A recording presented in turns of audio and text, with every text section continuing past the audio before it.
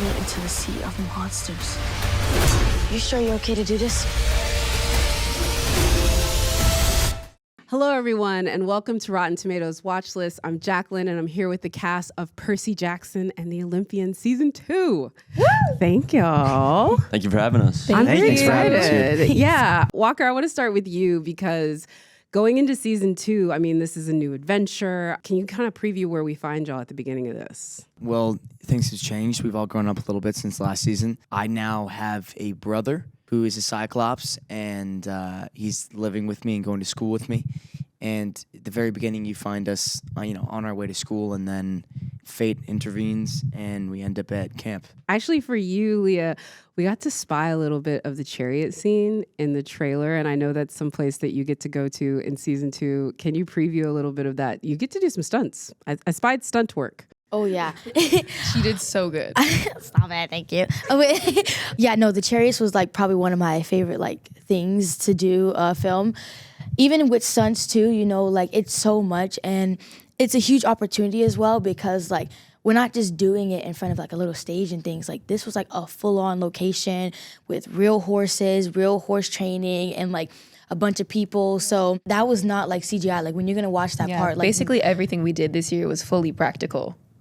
Yeah, it was crazy. But filming that part, though, honestly, I was very, very excited, especially also because my uncle, he's a zoologist, so he has a bunch of horses and stuff already. So it kind of felt like I was going back to home as well because when I did the horse training and stuff, I was already kind of on it and ready to do the stuff. So filming the chariots was really exciting, too, because, I also like to race and be competitive. So, we're Shocker. Just like your character, too. Literally. I love it. It's perfect. Oh, thank you. And then, Aryan, listen, I think for folks that haven't read the books, your character is really such a driver and he's so essential to the plot in this one. I would love for you to talk a little bit about what that was like being, and again, such an essential part of what Season 2 is going to be from the books. Thank you. It's very sweet. It's interesting. I think a lot of people can forget, even as, I read the books, and it's even easy for me to forget sometimes that Grover has his own kind of driving motivations aside from making sure that his family is okay, and that's always going to be his first priority. But at the end of the day, his quest is for Pan, and this is something I spoke to my acting coach a lot about. If you kind of put your other quest externally, it's almost like you're not present when you want to make sure that your family's okay, if that makes any sense. And so I think what Grover does is he kind of puts his Pan, it's like a metaphorical thing for whatever's most important to him right now. So he kind of keeps it externally in Percy and Annabeth. That's his Pan at the moment. That's where he finds comfort and where he's grounded. And in Season 2, that's kind of taken away from him. He feels separated from Pan.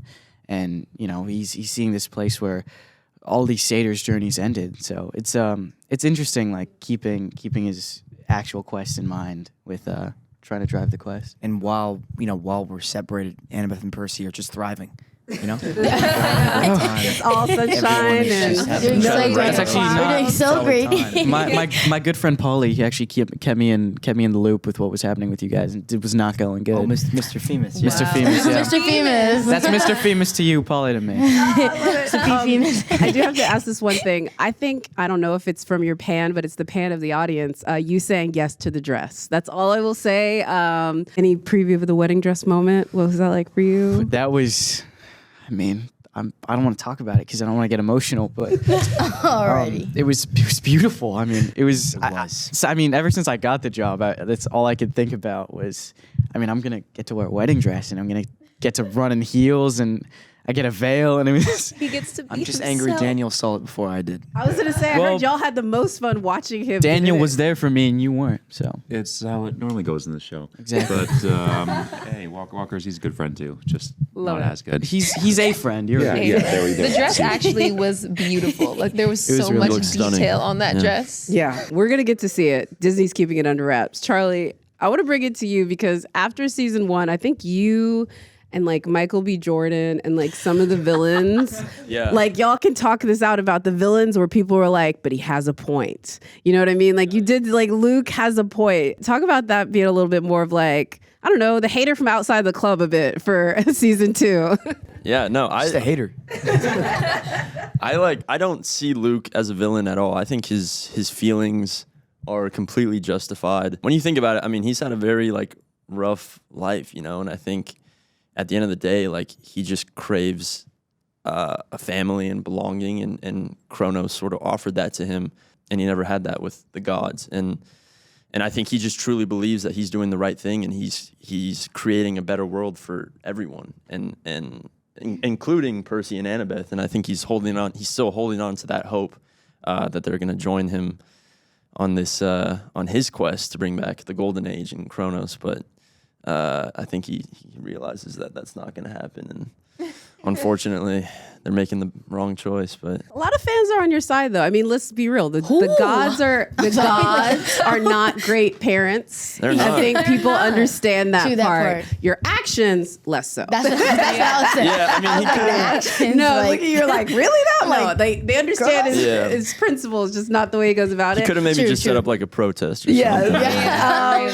Really. Dior, ma'am, you were so lovely, and I'm so glad that you were here. But You girl, look stunning, by the way. oh, trying to keep up with you. The hair is herring right now.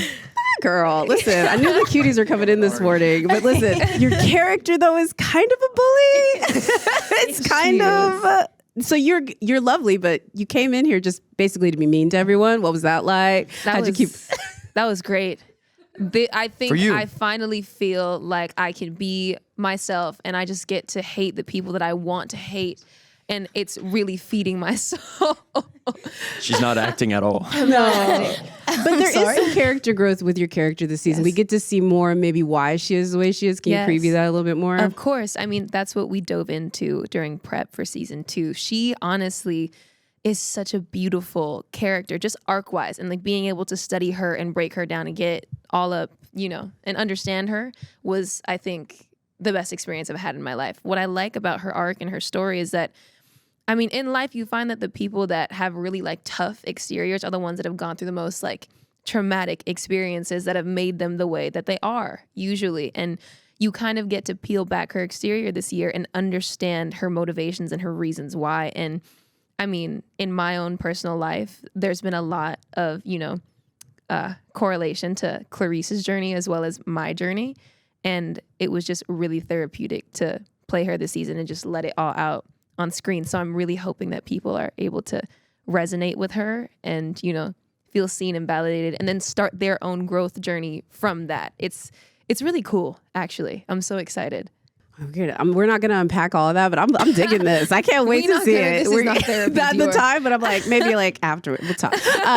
Daniel, sir, I'm saving you for last because just spying you in the trailer, because so many Yes. people are obsessed with Tyson. It's just like, I mean, yeah, it's kind of that thing, like stepping into this role. Talk a little bit about joining and what it was like coming in, knowing it was so popular and so established, and same thing with your character. Totally. I mean, like so much like internal pressure, even because it's like, yeah, there's the external pressure if you're coming into a hit show and you need to deliver.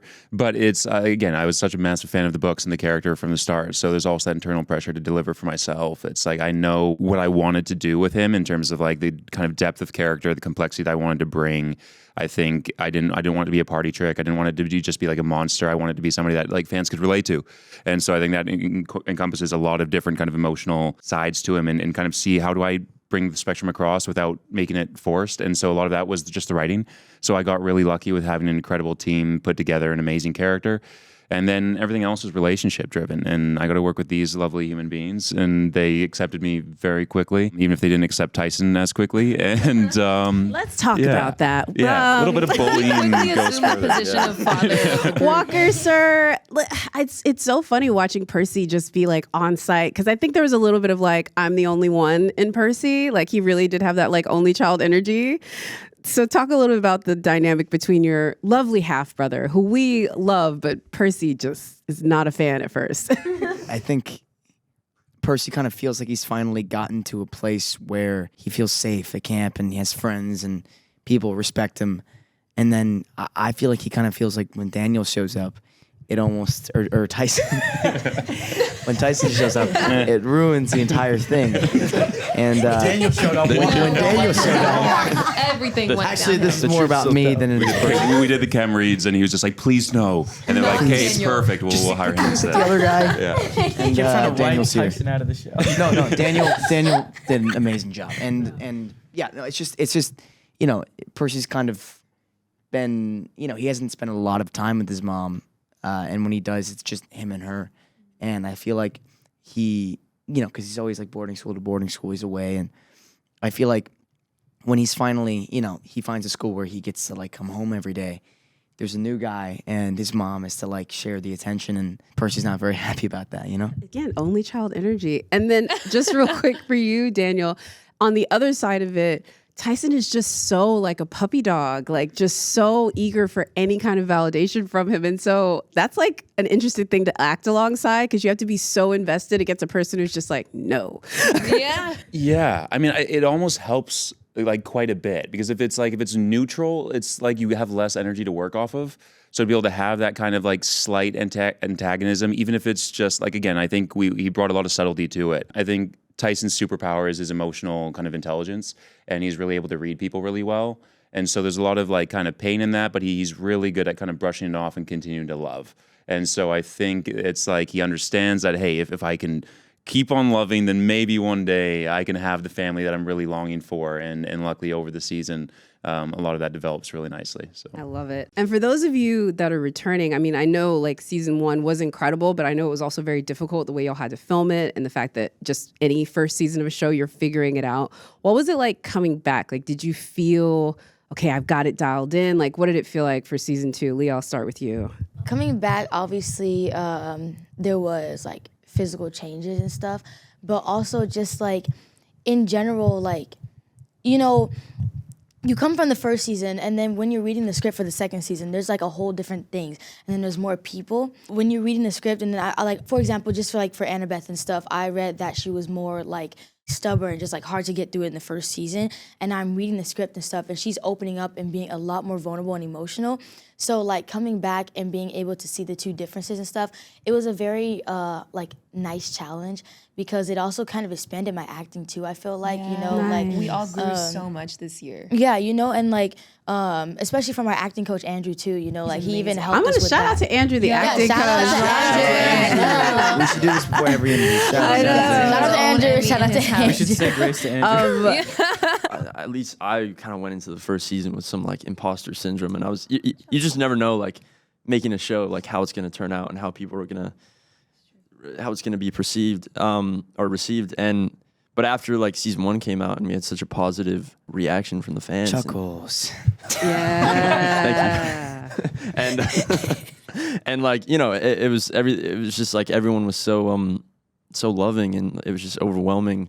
I think at least I went into season 2 with like a newfound confidence, and it was just so great to be back with everyone, the whole family. I think Last words, yeah. the big thing was we spent so much time away from each other and away from work that we were all so eager to get back and see each other and get back and dive back into our characters. And also in that time, again, like we all, I feel like, grew as people. So we came back and we were just like, we were on. We came up, we were ready, and we were all excited. Like that prep was, I think, the best prep that I had ever like done. We bonded so much, and we all also too sitting in and being able to watch everybody break down their characters. Like, so to be able to understand Luke at a deeper level and Annabeth at a deeper level and everybody at a deeper level character wise, like it made me fall in love with the show that much more. And I was just like, I'm so excited for everybody to see it. Genuinely, we all worked so hard, and like I think this year we all have work that we're genuinely proud of. At least like, yeah. All right, Emmys, you heard it here. Pay attention. Heard it here Watch first. Percy season 2. Thank you all so much for being Thank you here. so much. Thank you so much. Thank you. Thank you for having us.